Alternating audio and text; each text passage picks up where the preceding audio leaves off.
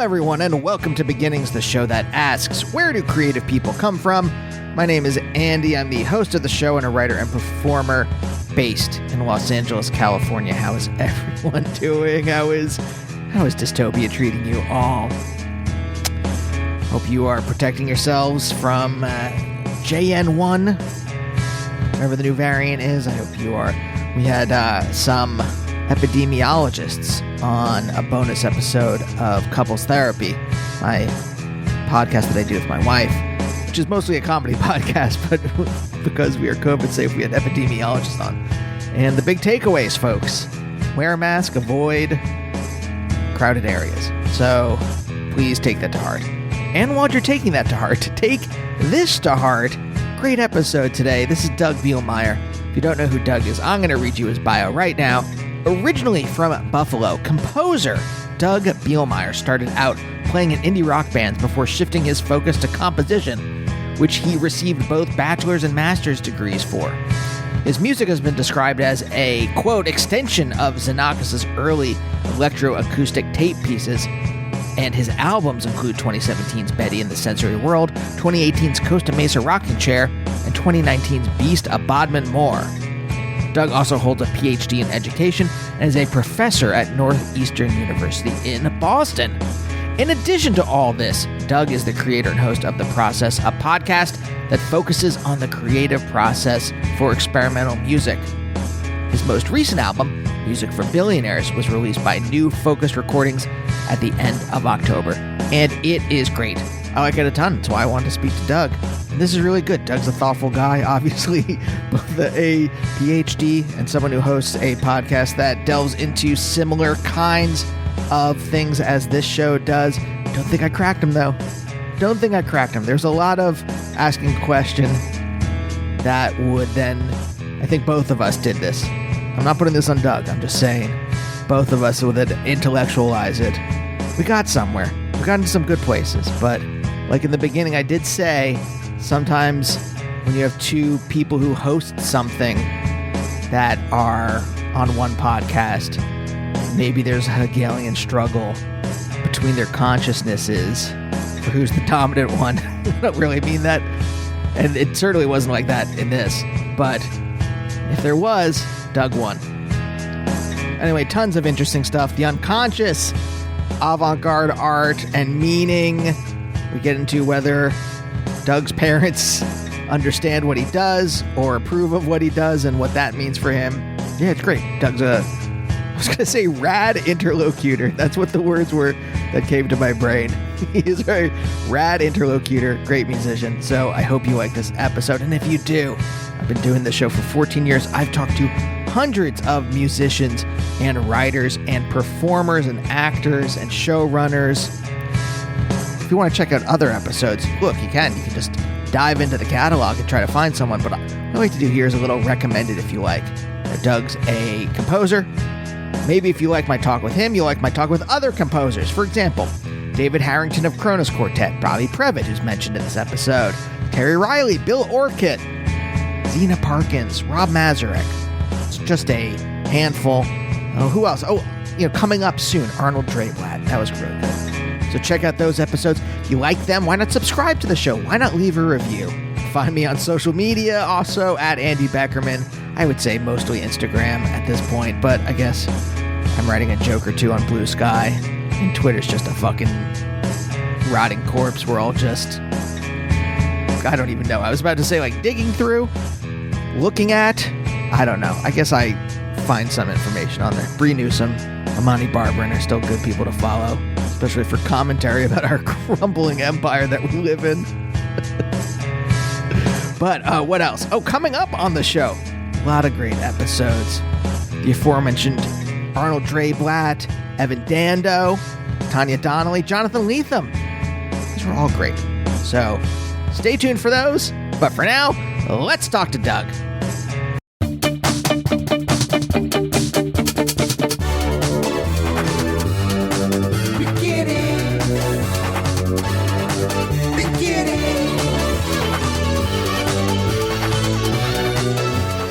Podcast, you know how it goes, right? Yeah, right. Yeah.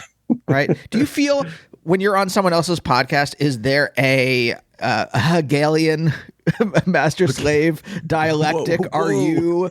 Is there a struggle for dominance? Do you feel like you're like, well, I should host because I am a host, so therefore there is this kind of like battle of egos? Yeah. My big thing is, so what I do for the process, I actually edit it quite a bit. So I'll talk with somebody for about an hour about their creative process, and I do a lot where I'm editing myself out. So it almost sounds like they're kind of pushing the narrative, where I'm often asking a lot of questions and kind of being like, well, what do you think about this? But I like to hear less of my voice because I don't want it to be like that where I'm like kind of wrangling cats or, or composers or musicians in this case.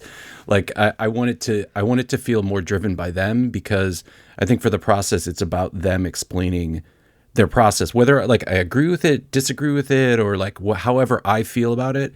It's more about they get to just express their opinions. So okay, so now here's the question behind that. Is that a stylistic choice, and it's not really an either or, but maybe it is. Yeah. Or is this I was about to say self-confidence thing. Is this something about you where you're like, I kind of want to fade into the background. I want to homer into the bushes while this is going on? I think it's actually the opposite. I think I love the sound of my voice. So I'm kind of trying to like not have too much of my voice, because I don't want it to be like, dude explains somebody else's music. Like I don't want it to be like that. Like, let me tell you why your music is wrong, or something like that. Like, let me tell you why your music works. Like I don't want it to be that, like I'm some expert. I really wanted it to be, I see it as sort of a service. Like when I do the podcast, like, editing and doing all the production and all that, like it's a lot of work. And so the way I look at it is like, it's a service, and I'm giving voice to the people who are on there. And so I'm just hesitant to make it too much about like, I'm explaining it. And then it gets really like kind of patronizing where I'm like, hey audience, you can't understand this music. Like, let me explain it to you. And who better to talk about their music than the people who create it? Maybe. I don't know. I think about the authorial fallacy a lot, and I don't know how much of that, I mean, maybe, I don't know. Yeah. And cause like, I've been really thinking about Freudian stuff. I've been listening to this newer podcast about Freud in the last year or so. Yeah. And I'm like, how much of that is real? How much when I write something, am I not understanding what's in part of it, like I'll give you a really great example. About 10 years ago, my writing partner and I stopped working together, and it wasn't anything big. It's just that he wanted to do other things. Sure. Yeah. But the last thing we wrote, and we did not see it at the time, but in retrospect, I was like, oh, wow, it's really all in there, was a musical, a comedy about these two teen detectives, and one teen detective wants to be a teen detective for life, and the other one wants to go to carpentry school and become a carpenter. Right. And it literally and we were 100% blind to that being a metaphor for not even a metaphor. Right. I mean, almost like one-to-one correspondence, right? Yeah. So I don't know. I guess what I'm trying to say or ask you is, how much do you think that I mean, when you make something, when you write a piece, and then I'm going to ask you another question about the actual. Well, let me answer that one. Let me answer that first one, because it's a fantastic kind of like. So, is the sort of author or the creator really the best person to kind of see what's happening? Because it's just like in life too, like you were saying, we're doing other things, we're doing creative things, and we're driven to do them, but we maybe don't really understand, why we're doing them, right? That's why people spend, thousands and thousands of dollars on therapy to kind of understand why they're doing the things they're doing, right? On the low end. They're like, why do I keep self-sabotaging? I don't understand, So, which is good, and that's healthy that people are trying to find that out. My big thing is, when I'm interviewing people, I try to cut through the BS and just the bullshit. So when somebody is just giving me like the PR line, like the reason I wrote this album is because, of like, something, and it could be a really important thing. It could be an important social issue, but I'm like, is that really, when they put pen to paper, is that really what they were thinking about? So often my questions, I'm trying to prompt the person to really tell me the truth. And then that's what I want to then take my question out and just have it sort of be, they're really telling me about why they did it. And because I think we get so much coaching, from like PR people and just like, hey, if you want to get this grant, or if you want to work in this studio, or you want to work with this artist, you have to have this like this whole brand, this whole thing.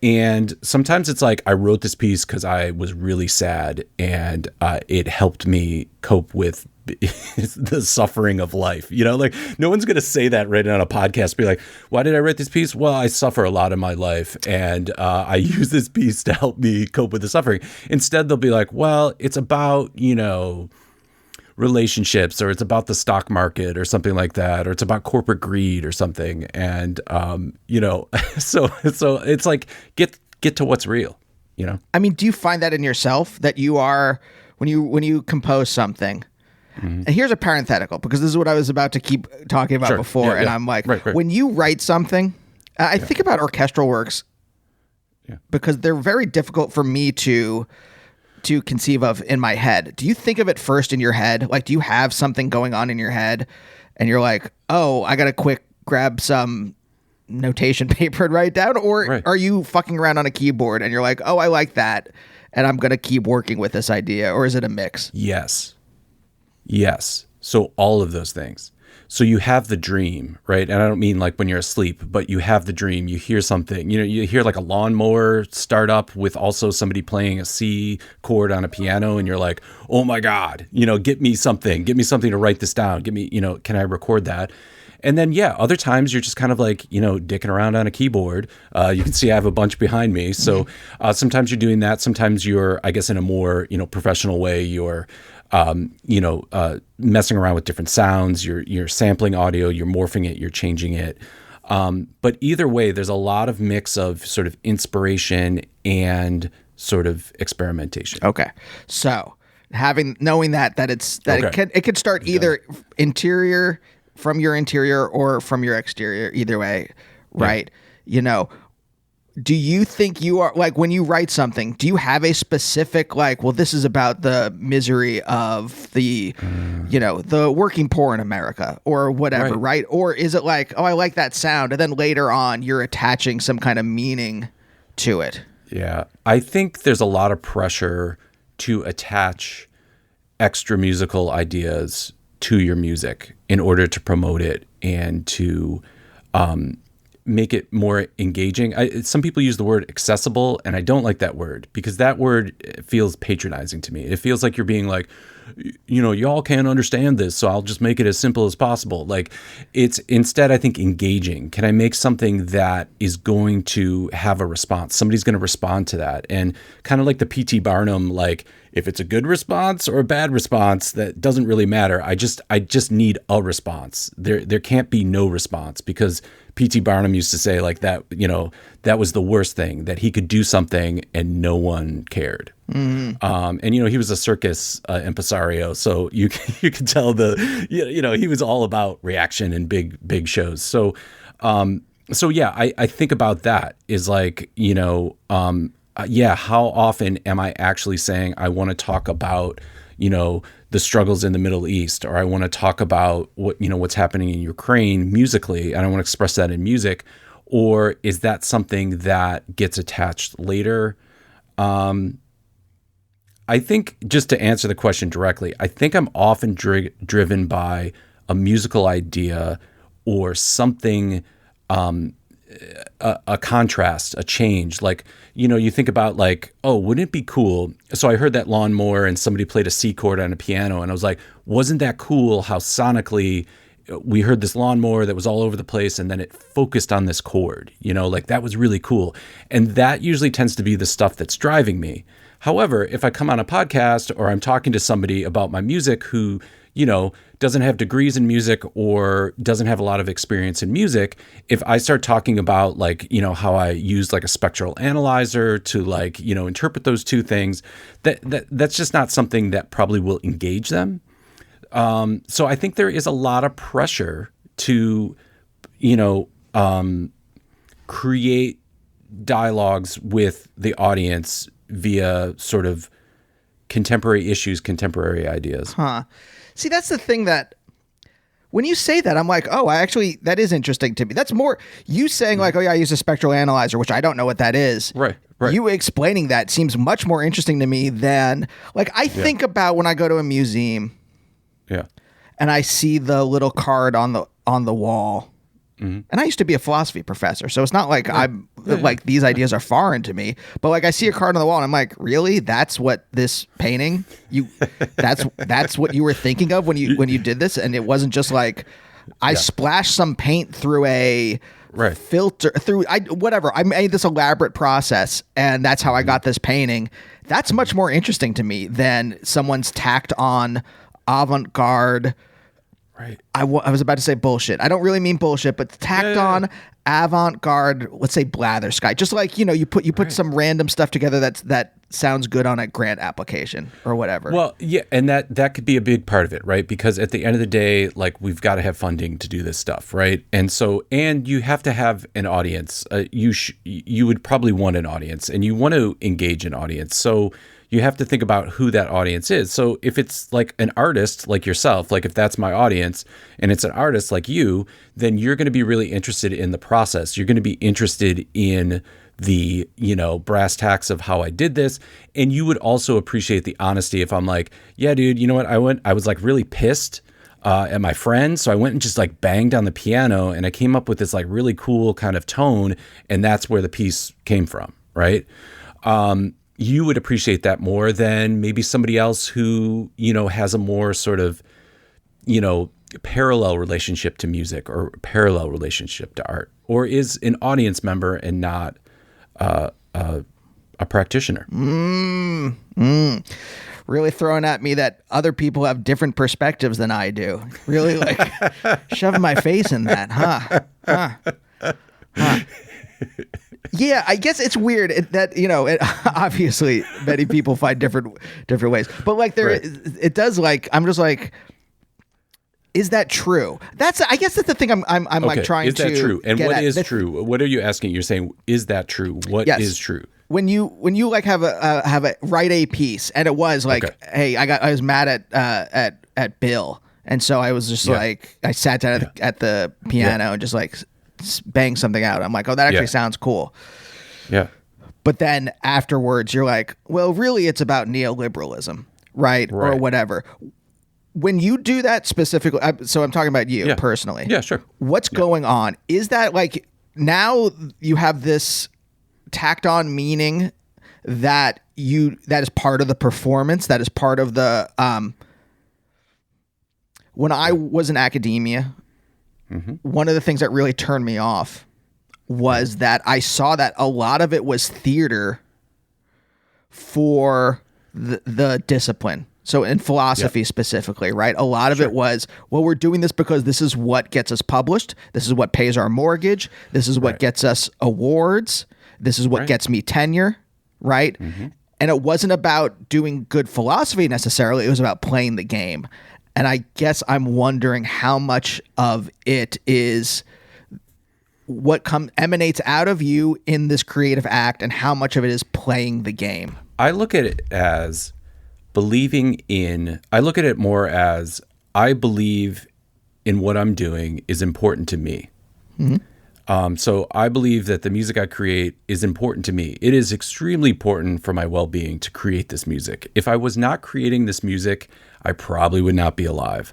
So, and not being like super dramatic or like this is like a warning sign or something like that, but music is a very important part of my life. So for me, I'm like, whatever it takes for me to share this music and be able to make more of this music, work with other people, collaborate with other people, like have it be the focal point of my life. Whatever that takes is whatever it takes. And if that means, coming up with sort of a, linked sort of, philosophy behind it or relate it to a social change or a social issue, that it is not, just not out of the blue. It's not like I'm like throwing, problems, and just throwing a dart at the board and be like, okay, this is about the potato famine in, this century or whatever. Okay. I am, and usually what I'm writing is linked to some of the frustration and anxiety that I feel with, society. Like, I mean, we all do. We all, we hate like standing in line at the DMV. And it doesn't mean that's going to inspire great art, but we all have these sort of institutions in our life that we all share and struggle with. And, commenting about them in our art is definitely is part of it. So, yeah, I mean, you play the game not because you want to win the game or you want to beat somebody else, but that you want to just be able to continue to play the game. It's like a football game that would never end. Like, so you'd be in the 16th quarter and you're like, I'm just happy to be here still, moving the ball down the field. Yeah. Yeah. And I think that's the thing. When I was in academia, I was not, the game wasn't worth it for me to do even though I love philosophy, it wasn't worth it. Sure. Whereas I know exactly what you're talking about because in show business, whatever, like having to smile through a meeting or glad hand or something like that, I'll do that to the end of the day. I'll do that forever to be able to write a script, to be able to like make TV or something like that. Because that's the thing. That's the thing for you. For me, it's music. Music is what I want to be doing all the time. It's the reason I get up. When I'm like, oh, I don't want to get up today. And it's like, well, you got to get up today because you got to work on that piece or you got to do this mix or you need to do this and that. And so I think when you find that thing that is your motivation to get up, then I don't think you can fault any artist for doing whatever it takes to continue to do that and be able to have that be an important part of your life. Maybe within reason, maybe like I can still criticize Heidegger for joining the Nazi party, even let's here's the most extreme. Like roll it back a little bit. So like maybe you go and do an interview or something like that. Like maybe not commit mass genocide. Probably that's gonna go across the line. Be complacent in mass genocide is not that's too far. It is interesting though. As we're talking though, I'm like. Yeah. And I know this. I just always forget. I mean, speaking of Heidegger, I think of being towards death a lot because I think of that as a general state. And for the listener, being towards death, at least here's the Cliff's Notes version, is like basically when you are thinking about your own death, it is you're acting with meaning, but then you forget about it because you can't do that all the time, and so then you go play Candy Crush or whatever, and then you're like, oh wait, I'm going to die, and so you go, do something meaningful. Whatever. And it's a back and forth kind of thing. I think of this in terms of like artistic pursuits and of just like the system that we're in which like your creative impulses are filtered through this system of like both you as a professor, you as a musician who does work in this system. And so I'm curious how much of or does it? Maybe it doesn't at all. Sorry. I start to ask a question that I'm like, and then I'm like, well, maybe that's not right. But like how much of the system itself changes the direction of what you want to make? Or do you think it doesn't? Well, that's a good point. Like, does the maze, if I'm the rat in the maze, like, does the maze, inform, my direction? Well, it does. 'Cause I have to, like you said, play the game to get out of the maze or get the cheese or whatever it is. But maybe I didn't even want cheese. You know what I mean? Maybe I just wanted to like chill in a quiet part of the maze and just like, I don't know, eat dust or something. I don't know. I don't know what mice want. I don't, or rats. But you're right. How much does the maze actually change my direction? It's funny you talked about like death because, if you've noticed, people have been kind of weird lately. I don't know if you've noticed this. People have been kind of like different. And it's like, what's changed? Why are people different? Is it my perspective? And it's like, oh, well, a few years ago, everyone faced death. And everyone faced the fact that they could die. And I think everyone looked at that and everyone dealt with it in very different ways. Some people like drank a lot. Some people made really great art in their home. Other people's like really sheltered in place and like became kind of hermits. So I think once you sort of like have to face that or deal with a life-threatening illness, like once you do that, then I think it changes your perspective. And then I think, so like when people are like, yeah, I'm not going to go to that meeting. That's not my priority. I'm going to flake on that. You know what? I'm not really coming back to work. I don't want to come in. And it's like, I think like corporations and businesses are like really frustrated. They're like, how do we motivate these people? We used to be able to like scare them into showing up, or we could motivate them with money. And it's like, they don't even care anymore. And why is that? Well, they faced a life-threatening illness and their priorities changed. And, so I think for me as an artist, definitely like throughout my, my life, I've faced a lot of that. And so I think when I'm like, what's really important to me, like what is really important? And that is being able to work on and create music. And when I'm working on music and I'm creating it, I don't have that anxiety. I don't have that impending sort of, oh my God, I could get hit by a bus tomorrow, or, it's a finite amount of time and I don't believe in anything. So I think I'm not going to go any better place afterwards. It's just like, like you start rolling that in your head. So, but when I'm sitting down writing music and being creative, I'm like, I'm doing exactly what I need to be doing. And, I don't feel all that outside stress. COVID really did change everything. I've been writing about this a lot lately because I think, whatever the neoliberal stuff that started in the 70s, I think the beginning of the next phase of humanity, like it was neoliberalism. Well, maybe this is just the like end stage of that stuff. I don't know. But anyway, like COVID like made everyone weird. And people, like now, we go to a lot of stuff no one is talking about. Like it's still nothing changed between last year and this year, right? But everyone's pretending like it's gone and everyone's repressing it. And their explanatory framework for how the world works is just, I don't know another way to say it besides they're weird now, because without explaining like, why are my kids sick all the time? Without having COVID as an explanation, or like, why did this movie do badly?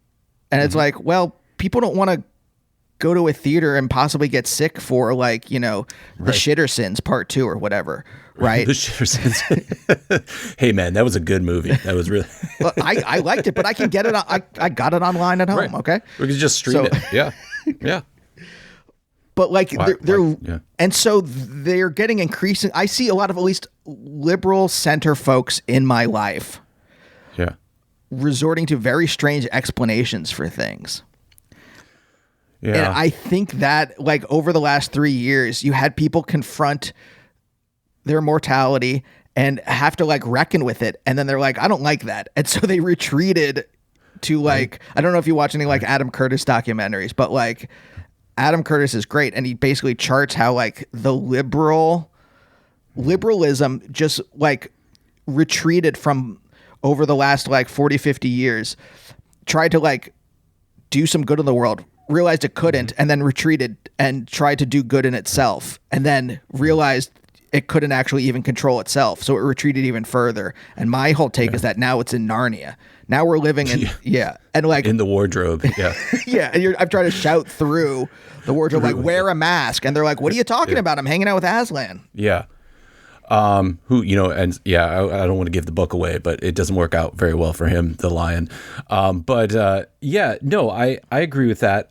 At first though, by the way, when the first COVID thing happened, and I don't want to make this like all about COVID, but it's still around. It's like still a thing. It's still an issue. But at first, I do a lot of exercising outside because that's part of my program is just to be outside and, get a lot of fresh air. It's tough here in Boston sometimes, but anyways, so I just remember being out on like the community paths, the bike paths, and, jogging, doing my thing. And I'm always out there alone or with a few other like weird people that are just like, like marathon runners. And I notice over COVID, there was like whole families out there with strollers and all these people. And it was kind of obnoxious at first because I'm just like, dude, like I'm trying to run here. And there's like, I'm like weaving through kids and all this and that. But I was actually like really proud for a short period of time of my fellow Bostonians because I was like, dude, they're like getting outside. They're like spending quality family time. They're not spending like $100 to go see the Shittersons Part 2 or whatever. Like they're like doing things as a family. They're having, conversations. And you're right. That has like kind of corrected, like has gone back in a different direction, with like the, what was it? The Barbenheimer thing this summer where they were like really trying to push people back into the theaters. But yeah, like that idea, I was like so proud. And it's funny, I still see like some families out on the path now. And I know I'm like, oh, that's cool. That started in the pandemic. And they just said, hey, you know what? Like instead of driving 5 people to soccer practice and do all this and that, like as a family, let's just go out and after dinner, like take a walk. And to me, like that's the good change, that how people are weird, right? That's like the good weird. But yeah, like you said, then there's also the other kind of doubling down, doubling down on the just sort of, no, we're going to go even further. And yeah. Yep. So a rueful, yep. I mean, I think we're around the same age. And I think, yep. What I'm moving towards in talking to you is that we were formed in a world where our existential desires, our dreams could be fulfilled. Mm-hmm. And then starting with, I try to say it's like between 9/11 and the crash in 2008, everything changed. And then we've just been living in this new paradigm ever since. Yeah. And that I think COVID crystallized. I think it crystallized what happened in the 21st century, where not only is it more difficult for us to live out our existential desires, but also, do they still have the same meaning? At least this is what I grapple with personally. Do they still have the same meaning that they did in the 80s and 90s? I don't know the answer to that, but I'm kind of curious. Did you have this, like, did you want to make music from an early age? Did you want to make art from an early age? Was it something that you gained later in life? Where did it form? Yeah, I think I've always wanted to make music. I was really fortunate because, like I said, I grew up in the 80s, 80s, and then, I was in my early teens in the 90s. So I grew up in a time where I was able to live in, I had a middle-class family. I lived in a middle-class neighborhood. I had a, great public education. My parents had enough money that they could like buy instruments. So we always had like a piano in the house. And if there was like an old organ that they could find at like a garage sale or something like that, we'd have that in there. So there's always like computers, technology, and instruments in the house. So I was always able to do that. And, so I always wanted to make music. And it's funny at first, like, my family were just kind of like, oh, he's just like banging on that piano like all day. Like, it's just like so obnoxious. And then after a certain point, I don't know, maybe when I got into my teens, they're like, oh no, he's going to do this thing. He's going to go to school for this. This is going to be his career. And, so I've always wanted to do that. And that's a blessing, but it's also kind of like then anytime I stray from doing that, I'm always met with a lot of sort of anxiety about I'm not doing what I'm supposed to be doing. I'm getting off mission. I'm getting off direction. And so sometimes, I just have to let myself take a break and be like, hey, for the next few months, I'm going to focus on this other part of my life, or I'm going to do this other thing. But yeah, I mean, music, like I said, over maybe the last 7-10 years has just been such an important part of, mental health, but then also just like having a real direction in my life. And like I said, a reason to get up and sort of a focus. So when things go bad at teaching, when things go bad in relationships, when things go bad in life as they do, when we suffer as we do, when COVID happened and it was like, you have to stay at home. music saved my, like music saved my life. It's always there that I can just be like, great, well, I can't leave the house, but I still have all this equipment here. So let me make some music. And then of course I was able to navigate the technology to still do shows and still communicate with people. And yes, they were ghostly facsimiles of like a real concert experience, but nonetheless, they were there. The music was there. So yeah, I've always wanted to do it. I'm doing it. Did I think I would be a lot more successful at this point or be a billionaire? Did I have these like, ideas about what I could be in the 80s and 90s that evaporated, like you said? Absolutely. Really? Is that part about getting older, or is it just the kind of, I feel like at some point the fairness or the rules that we thought there was, at some point, some entity in America stopped playing by those rules, I always feel like. Mm-hmm. And since that happened, I feel like those kind of dreams that we had seem childish or stupid because they're not, for me at least, people are no longer playing by the rules. People cheat and it's rewarded. Yeah. Well, that's the neoliberal age. Really, like once it really kicked into high gear in the 70s and then into the 80s. But we grew up in the hangover from the economy of the 50s and 60s. And so we learned those rules while everyone else, while it was all just like, Wall Street and cocaine. Well, and the invention of not making anything, but making a lot of money, like that concept. Yeah. And so, you like you're saying, like Wall Street and cocaine, like those people like aren't really making anything, so you have these people that have an enormous amount of wealth, and what is it they really built and what is it they really made? And, whether it's working with my hands or making music, I feel this like really close direction to it. And I feel like it's like good work, like it's work because I'm not like digging a ditch, but I'm like doing something. It's difficult. I'm struggling with it. And at the end of the day, I'm creating something.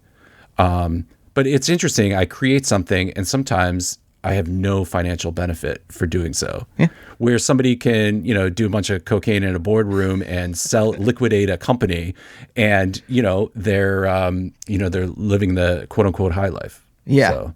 Yeah. I always used to be like, well, they're secretly miserable or something. And I'm like, no. Right. Now the older I get, I'm like, oh no, they're probably a psychopath. And they're like, happy as a clam, just like destroying lives. Yeah. Well, you hear stories about that too. I think about, not to relate this to sports too much, but you think about the current coach of the Buffalo Bills. He was a former, like Wall Street exec. And he basically got to a point in his career where he's just like, I can't do this anymore. And so he tried out to be an assistant coach. I think it was for like the Philadelphia Eagles. And so he was just like, I want to do something important. I want to work with young men, and I just don't want to make like pointless money. And obviously I think he went through like a program for, drugs and stuff like that as well. He became kind of really religious then after that. So I think it was like the life he was choosing. He was a very driven, very A-type personality, but I think it wasn't in line with his mission, which was, I want to create something. I want to be working with people, not, just liquidating companies or making money for the shareholders. Yeah. So when you said like, maybe you had an early ambition to be, I don't know if you said famous necessarily, but let's just say famous. Sure. What did that exactly look like? Because exactly. When I think of a composer necessarily, I guess I'm not like, it's not the same thing as like Brad Pitt, or do you just mean in that circle? Like you wanted to be like Terry Riley, I don't know, whoever, right? Yeah. He has a great beard. So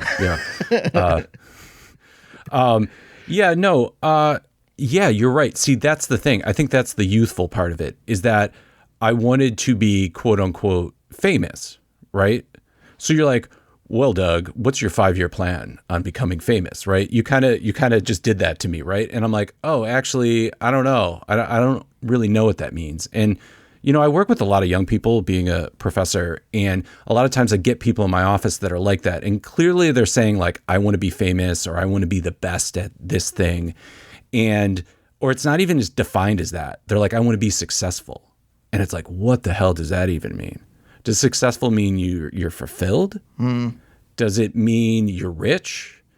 Does it mean you're a head coach of a football team? Does it mean, I don't know, you have hookers and cocaine parties? Like, I don't know, like, what does it mean to be successful? And so a lot of times when I'm working with students, I'm kind of like, well, let's define that. Like, do you want to be working at a studio after you graduate? Do you want to be involved in a larger company that deals with music rights? Like, what do you want to be doing? Do you want to be like digging ditches? Like, what do you want to, what do you want to be doing? And being successful and making a difference, I think, are just bottomless pits that you can say, well, that's what I'm working for. But because they're so amorphous and so ambiguous, you don't really ever have to achieve anything because they're so abstract and unattainable. When you were talking about how music helps with mental health issues, I don't know, whatever you're comfortable talking about, but are these things you dealt with since childhood, or is this something that's more been a recent kind of issue that you've been struggling with? Yeah, I think, it's about how to fill your day.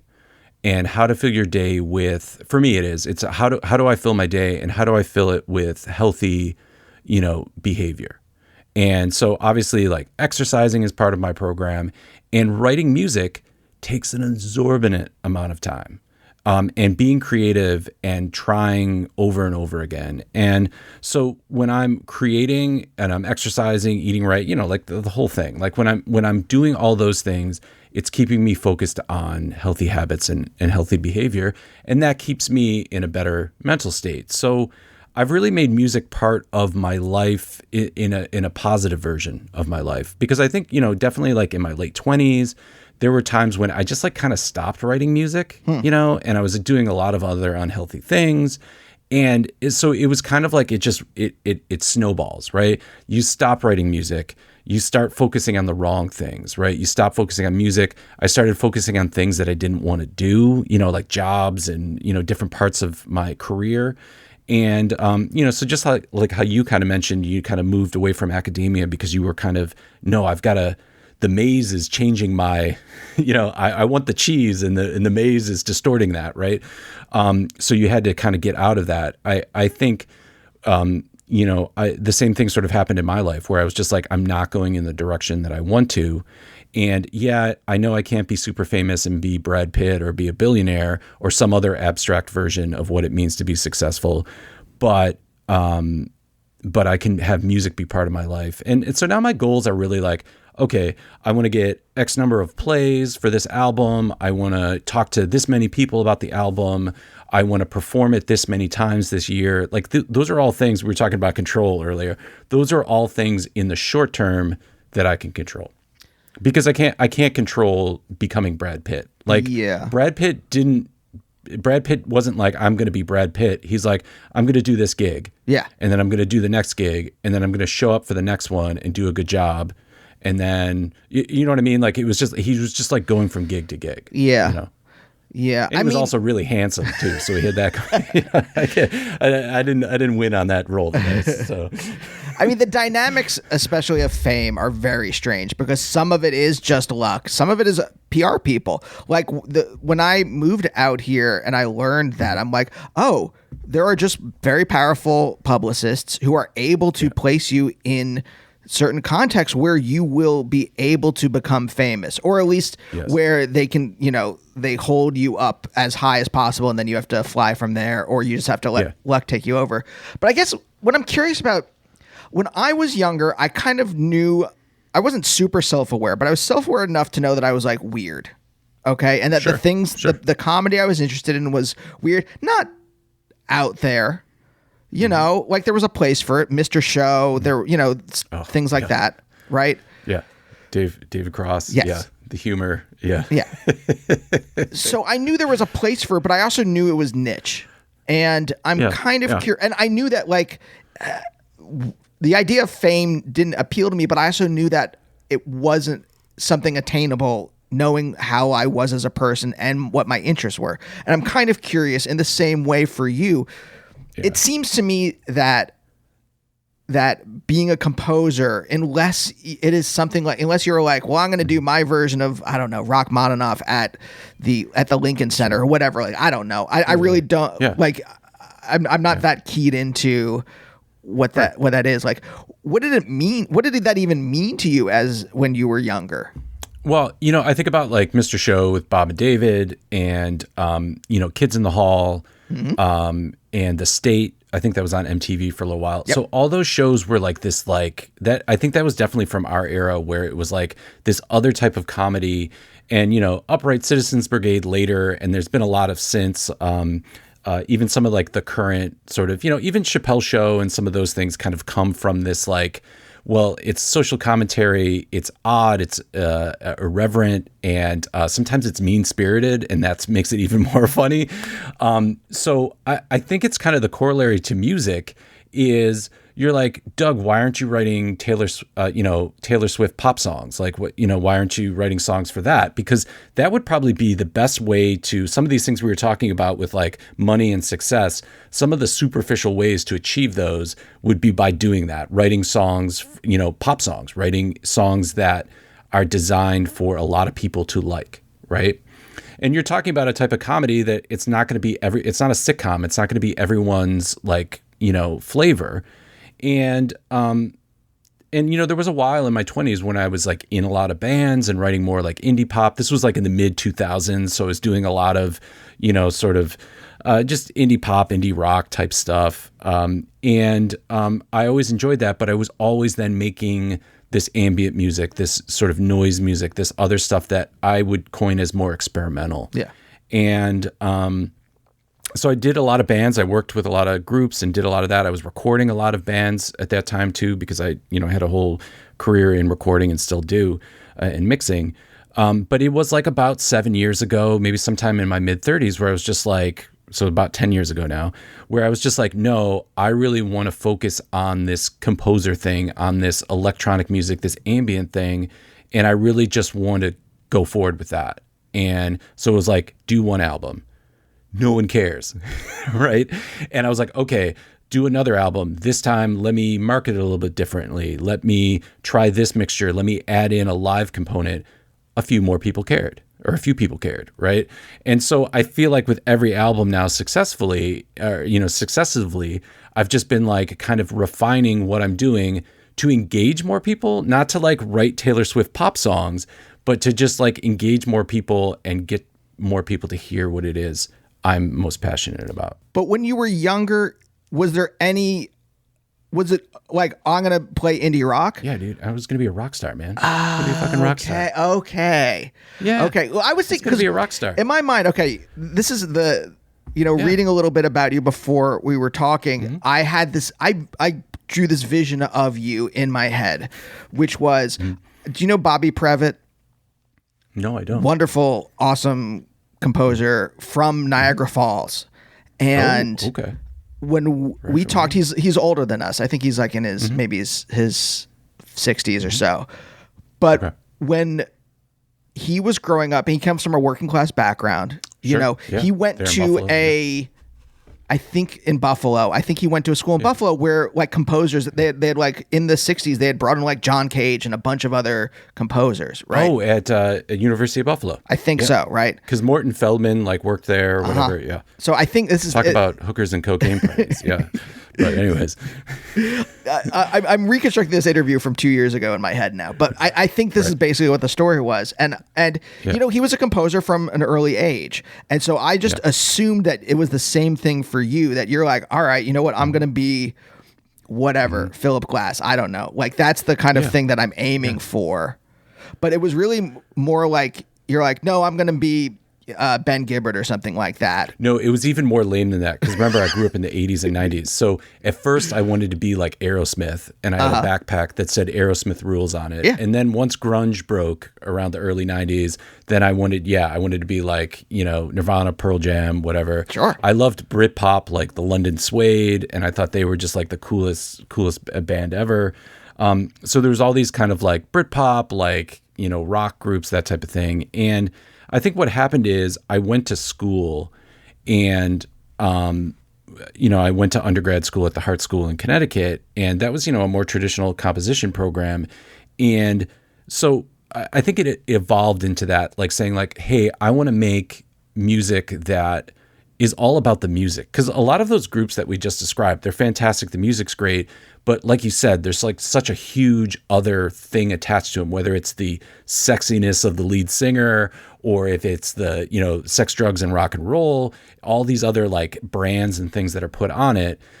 This music that I was studying was just like by these like really like kind of lumpy and lame, like middle-aged dudes. And like, so it wasn't about selling it from the sexiness of the artist. It was about this music went in some direction, whether it was an emotional thing, whether it was a cerebral thing. And that to me, I was like, wow, music for music's sake, like music to just make music.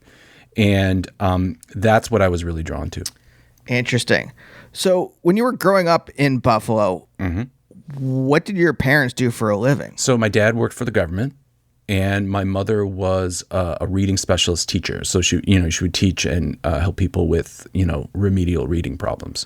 So they were both, I think my dad had a master's degree and my mother, I think, was like working and got her master's degree. So, and then, the generation before that, I mean, I think, my grandfather and grandmother had like high school, degrees. So it's not like I come from a family of like doctors or, like the social elite of Buffalo. That's, we lived in, a middle-class neighborhood. And I think that's also why this whole idea about like work a day, like doing your work for the day and getting your job done and doing your job, I feel like that's so linked to my music.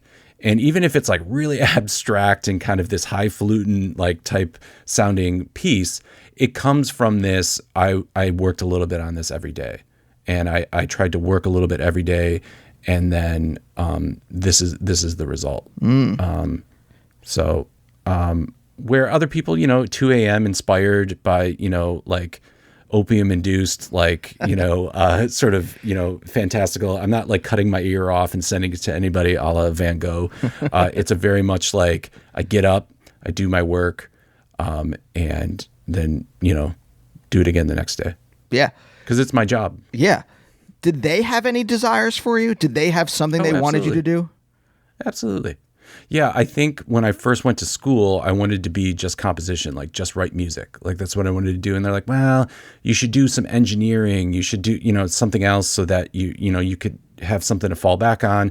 Because I think from my mother's perspective, it was just like, if you did music, like you basically were just going to become a heroin addict. It was only a matter of time. Like she just said, she's like, oh, so many great musicians have died, because of, substance abuse and all that. So I think they were like, if you're going to go to school for this, like you should have a backup plan. And so I ended up doing recording engineering and producing, and then also composition at the same time. I ended up like dual majoring. And in my 20s, I was living in DC, and then I lived in Nashville for a while. And that's what I was doing. I was paying the bills by like doing live sound, doing recording other people's music, bands, country music. I did a lot of hip hop and R&B in DC.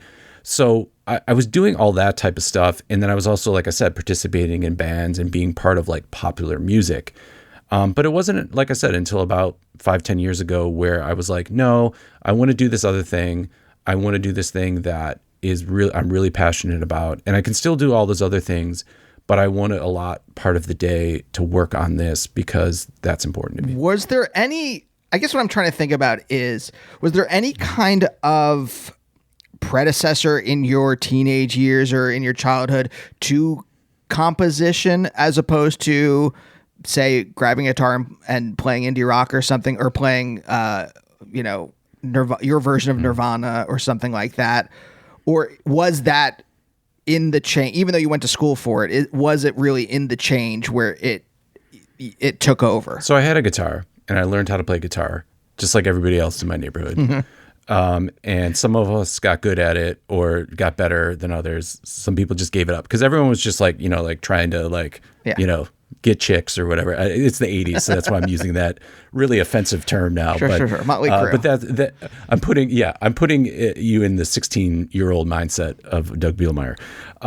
But yeah. So and I think the gateway instrument or the gateway drug for me was the first synthesizer that I was able to save up. I was like washing dishes, So I saved up for it, and my dad helped me out a little bit, to kind of, I was a few hundred short because it was an expensive synthesizer. But the idea is you could start to sequence things, you could record and play over. And so that was the end of the beginning, or the beginning of the end. I don't know. Either way, that was where it all started, where now it wasn't just like me, like, trying to look cool playing guitar. It was like, now I'm like layering ideas. I'm starting to mix timbres, and I'm doing all that. And so by the time I got to college age, I just had all these songs on my keyboard. Like today it would be like somebody's working in like Fruity Loops or FL Studio or like Live, and they have all these songs, and they come to college and they're like, how do I make a career out of this? And that's where I was. It just was the 1990s version of it, because we didn't quite have, the computers that we have today. Was there any kind of, I'm rubbing my fingers together as if I'm talking about money, but I'm not. I am trying to think about like the avant-garde. Like I didn't start understanding the avant-garde really until I got to college and I was part of the radio station. And then people start introducing me to minimalism and start introducing me to free jazz and, or like, even like, this is such a weird path, but Sonny Sharrock wrote the theme song to Space Ghost Coast to Coast. And I was like, holy shit, you can do this with a guitar. And that then got me interested into Sonny Sharrock. And that led to a bunch of other stuff. Right. Right. Yeah. But my parents barely understand what I do now, let alone when I do avant-garde stuff. And I'm kind of curious, like, how do they get it? Did they get it when you were younger? Once you move away from like a conventional, what I'll call conventional songwriting, you're now in this, it goes from Bob and David into probably Stella or something like that. If you know that. Yeah. Right. Yeah. Yeah. With it, is an offshoot of the state, right? Yeah. You have the lineage there, but yeah, where it's like really bizarre now, and it's like it's almost like an Andy Kaufman where the joke's on you, or like you're like, are you being punished or entertained here? You're not really sure, right? Which is funny. I think they get it. They get that it's important to me, even though they don't get it. They're like I'm not sure why somebody would want to do that, or that there's an audience for that, or whatever. But that's the thing you're doing. So I don't know. I feel like, not to draw like a gross comparison, I think, a lot of times parents have like goals for their children, and it might be, like about like their sexuality or something like that. And I think some parents are just, like, I might not agree with their decisions, or that's not the way I feel, but like, that's what they need to do to be happy. And like the real superstar parents are the ones that at some point are just like, you know what? I don't know what the hell this child is talking about, but it's so important to them, and it's important for their well-being and their health, that I just need to like let them do their thing. And I think that's, for me, I think that's music. I think they don't understand it, they don't get it, but they know that's my work. I think that's the thing too. At some point in the way, I had to be like, no, this is my job. This is what I do. And once I put it into those terms, they're like, oh, so he's not working down at the steel plant, or he doesn't work for the government, or he's not a teacher. Well, I am a teacher, but they're like, his work is his music as well. So did you have this kind of relationship with it, even if maybe they didn't approve of what you were doing? Do you still have this kind of relationship with them when you were growing up, or is it only something that, you've had to kind of discipline them into? So me and my mother, like when we interact now, she's old now. She's like in her 70s. And, her and I, our interactions are just, they're just these beautiful beautiful mother and son relationships. It's very nurturing. We bake and cook together. When we can spend time together, it's just wonderful. Great source of inspiration for me. When I was in my teens, it was a constant argument, and it was a constant two very stubborn people bumping against each other. And, my father was more of like okay, everybody, like, calm down. Like, I'll be in the garage, but you need to calm it down, And, so I think that was good, because honestly, if I think that sharpened my blade. Right? That sharpened my blade to be like, no, this is what I'm doing.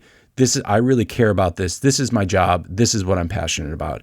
And at some point, the blade got sharp enough that the resistance or the counter argument was like, okay, well, you've decided that's what you want to do.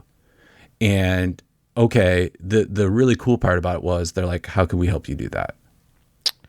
And I was like, can you play a ridiculous amount for me to go to college to study how to make cool sounds? I kind of want to loop back to the beginning a little bit, because to me it sounds like your new album, if I put it on and I think about the avant-garde a lot, or about composition a lot like this, is that maybe there is an intellectual idea at the core, at the bottom, or something like that, but it's really something. It's like doing something in my body. Like why I like your album, or why I listen to certain compositions, is because it is inspiring something in me. Usually like minimalism is the sublime, whatever that feeling is. There's something in my chest that it really kind of like pulls out.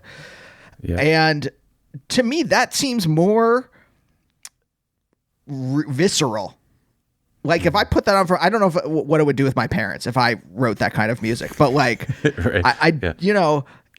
to me, it seems like you could put that on for someone and it would like really grip them in their guts, as opposed to,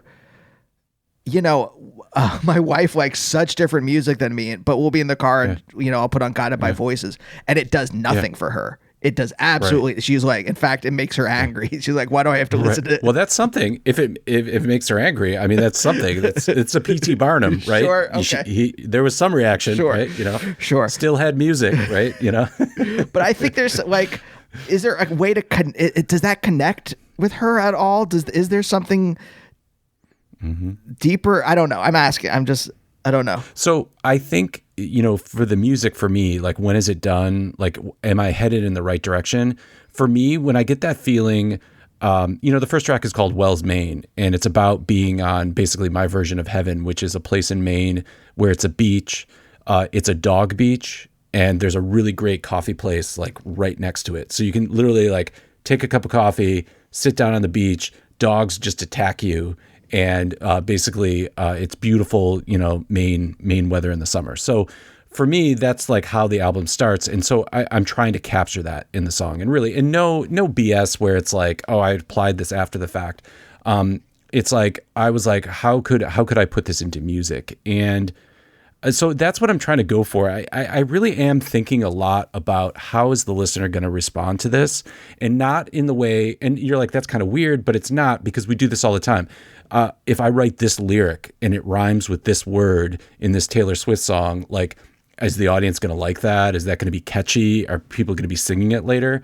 So I'm not doing that, but I'm just saying, is somebody going to have a real response to this or be engaged by this? And, the music I really love is when I listen to it and it's just like the complete wonder and awe of being alive.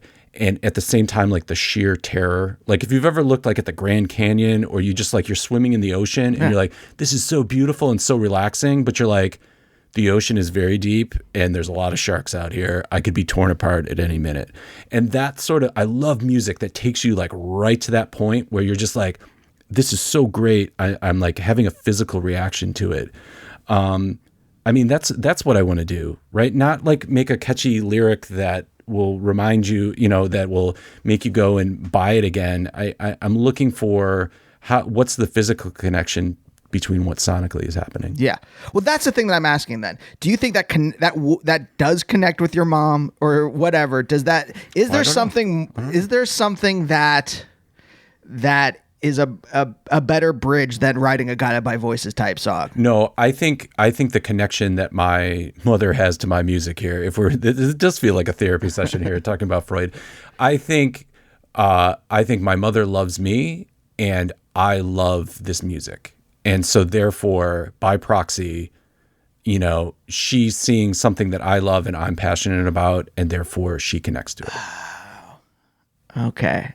Which I've never asked her. I've never been like, hey, Mom, let's like sit down and listen to this. I just assume she's not going to get it. Oh. But I assume that she's just in support of me because she loves me and this is what I love. So yeah. I don't know. It's like a music in law, right? It would be like if I had a wife, right? And I loved my wife, my mother might not, whatever. I don't know, but she would be like, well, this is something that Doug Doug loves, so I'll love it too. Oh God! I don't know. I don't know that to be true. Yeah. I don't. That's what I guess. Now that you ask, that's what I assume. I don't know. It feels, maybe I should ask her. Maybe I should call my mom. I don't know. Feels like we grew up very similarly. Did you have an emotionally open household when you were younger, or was it all just like we're going to talk about? Yeah, like, there wasn't a lot of hugging. There was a lot of like the hugs where you pat somebody on the back, you know. So there wasn't a lot of like hugging, but it was an emotional. Like I said, there was a lot of like yelling and arguments, good and bad. There was a lot of noise at the Bielmeier house. There still is. I live in a house where my sister lives on the second floor, and so there's still just like a lot of yelling and noise and music obviously happening, and so yeah, it's loud, it's emotional, and that's just the way we are, I guess. Wow. Doug, thank you for joining me today. Absolutely. Thanks for doing this. This was great. I feel like I owe you like some money for a therapy session here or whatever. I don't know if we should. I'll send you a Venmo request. A Venmo? Great. I don't do phones, so no, I'm just kidding. I'll send you a cashier's check. How does that sound? But no, I really appreciate you sitting down with me. I Absolutely. It was amazing. I really do love the new album. Awesome. And we'll see you next time. Bye. Bye, oh bye, oh bye, oh bye, oh bye, oh bye, oh bye.